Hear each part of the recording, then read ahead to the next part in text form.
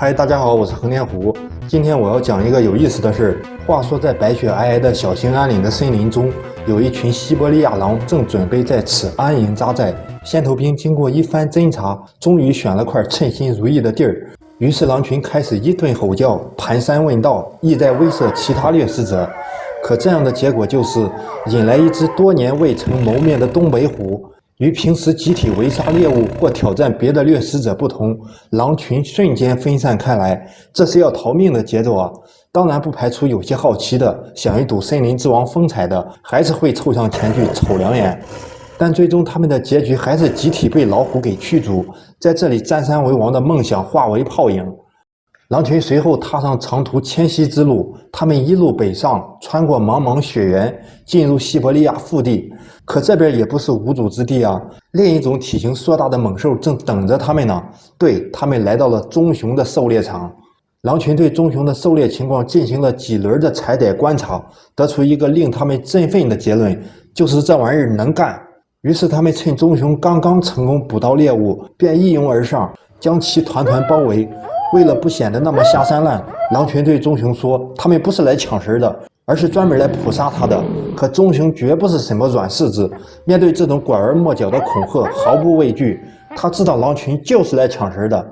棕熊对狼群驱赶的同时，也不忘赶紧把食物埋藏起来，一个劲儿往上面扒拉雪。狼群顿时鸦雀无声，他们停止进攻，面面相觑，相互间小声讨论着，这也叫藏吗？当着咱们的面儿，真不知道是他的智商低还是藐视我们的实力。其实我想说，还真是藐视你们的实力。待棕熊离开后，狼群上去扒食物，根本扒不动，雪堆得太厚，冻得结结实实的。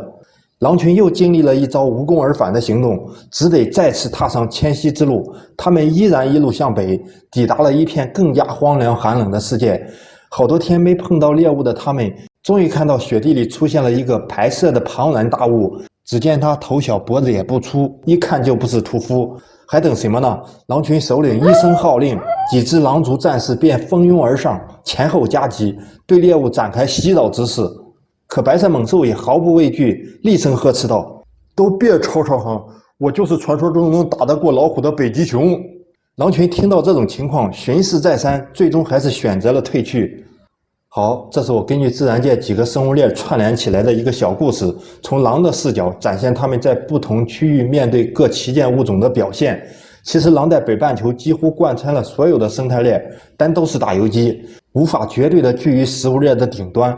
而棕熊和北极熊虽然也都在特定的维度下呈全球性分布，可以说达到了生物链的顶级，但生存环境下自然条件相对比较恶劣。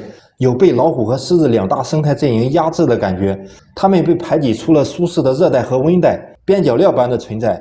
当然，这一点在亚欧大陆表现得比较明显。而在美洲，由于和老虎、狮子同样级的美洲狮和刃齿虎在1万年前双双灭绝，这样就为棕熊可以肆无忌惮地南下创造了空间。但北极熊的生活范围却依然被固定在北极圈。实际上出现过北极熊南下的记录。网上关于南下遇上东北虎的传闻肯定是谣言，类似的版本应该是发生在加拿大北部，北极熊南下遇上棕熊，但根本干不过棕熊，或者说它们处在更靠南的生态圈中，竞争不过棕熊。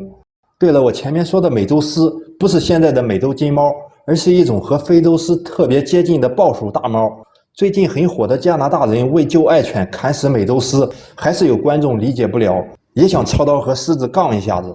其实像狮子、老虎、刃齿虎、美洲逆狮、欧洲冻狮这类量级的动物1万年前5分天下，就算单只最起码也要两三个原始人拿着长矛才能傍下边儿。